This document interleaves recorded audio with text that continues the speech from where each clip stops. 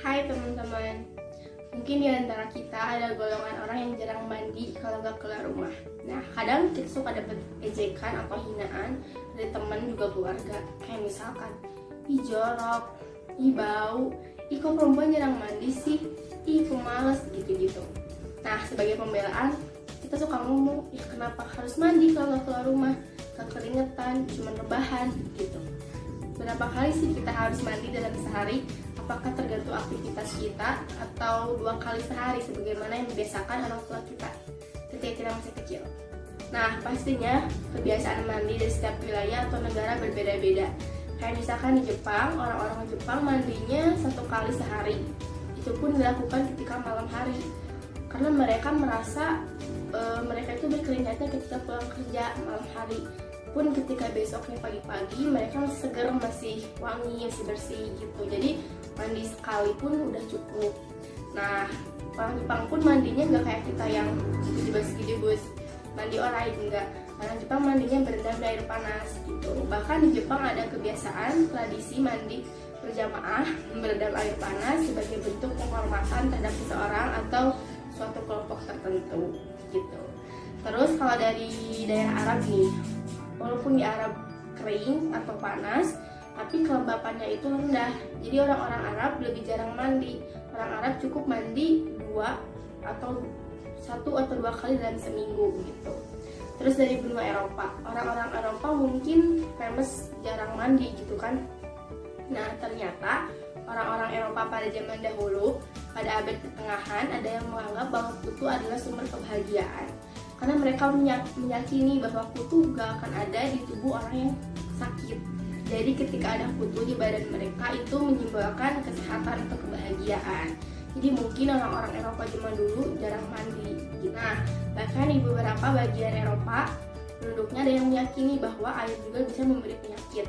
Perempuan pada waktu itu, pada abad 16 menyatakan bahwa air bukan hanya dapat menghangatkan tubuh, tapi juga dapat merusak organisme dan memperlebar pori-pori. Dimana ketika pori-pori itu lebar, maka nanti infeksi bakal lebih mudah dan lebih cepat masuk ke tubuh gitu. Namun pada akhirnya keyakinan atau kebiasaan mereka tentang hal itu jadi berkurang, terkikis karena dipengaruhi oleh kebijakan gereja yang menyatakan siapapun yang mau masuk ke gereja mau beribadah harus bersih. Jadi mungkin orang Eropa jadi pada mandi gitu. Dan ditambah penemuan baru, penelitian baru yang bisa mematahkan keyakinan mereka yang dahulu gitu. Terus dari benua Amerika nih, orang-orang Amerika lebih sering mandi daripada orang-orang Eropa. Orang-orang Amerika kayak kita mandinya 2 kali. Orang-orang Amerika kayak kita mandinya 2 kali sehari gitu. Pokoknya harus mandi dalam sehari gitu. Jadi pada dasarnya kebiasaan mandi itu tergantung iklim di wilayah tersebut kayak gimana. Jadi kita sebagai orang Indonesia gak bisa ngomong jorok nih ke orang Eropa karena orang Eropa jarang mandi, enggak kan? Karena kan orang Eropa 4 musim. Pun ketika musim panas gak akan sepanas di kita, jadi wajar kalau orang Eropa jarang mandi gitu kan. Nah, jadi ini buat kita penduduk Indonesia yang beriklim tropis, berapa kali sih kita harus mandi? Nah teman-teman, ternyata keseringan mandi pun gak selalu baik. Dimana ketika kita sering mandi, sering kena air, kulit kita bakal kering. Bahkan untuk orang-orang yang punya penyakit kulit kayak eksim, maka bakal kambuh penyakitnya. Jadi kulitnya itu pecah-pecah, gatal, merah-merah gitu. Nah, jika kita keseringan mandi pun nanti lapisan kulit kita bakal hancur si mantel asamnya tuh. Jadi kalau kita kehilangan mantel asam atau jadi tipis, maka infeksi juga bakal lebih gampang masuk ke tubuh kita. Jadi bukan berarti sering mandi itu bagus ya. Nah, ada opini menarik dari Profesor Stephen Sumak, yaitu seorang presiden Australian College of Dermatology, mengungkapkan bahwa sebenarnya kita mandi itu harusnya ketika kita perlu, harusnya. Tapi orang-orang yang sekarang tuh kan kayak gitu. Nah, kebiasaan mandi kan ditemukan ketika 50-60 tahun yang lalu ketika ditemukan shower gitu. Jadi orang-orang menjadikan mandi sebagai rutinitas yang pada akhirnya ketika kita gak perlu pun dilakukan. Ketika badan kita sebenarnya masih wangi, masih bersih, dilakukan. Jadi menurut dia sekarang tuh mandi itu hanya kegiatan estetik, bukan kegiatan yang dilakukan emang ketika tubuh kita harus mandi gitu. Cuman kita nggak enak aja mau ketemu sama orang kalau nggak mandi gitu menurut dia. Nah, ada juga penelitian yang dilakukan oleh Zeneris Chen dari Universitas Utah. Jadi dia itu meneliti suku Yanomami yang hidup di hutan Amazon, Venezuela.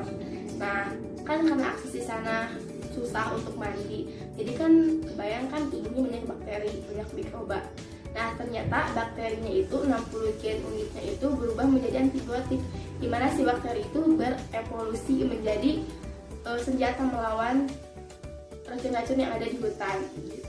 Tapi sini nggak berlaku ya buat kita dan nggak berpengaruh, karena kan kita nggak hidup di hutan pun akses kita buat mandi banyak. Mungkin setiap rumah sekarang kan pasti punya kamar mandi gitu. Tapi sini mungkin cukup menarik, gimana jarang mandi ada manfaatnya gitu kan.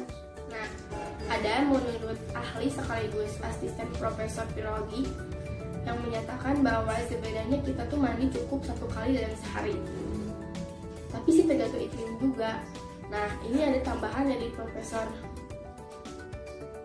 Johan Oxford. Dia ngomong bahwa sebenarnya dengan kita mencuci tangan aja dan mencuci kaki itu udah cukup sebagai sebagai usaha kita dalam mencegah penyakit atau kebersihan tubuh kita gitu. Berarti mandi 1 kali itu udah sah-sah aja, bukan termasuk kategori jorok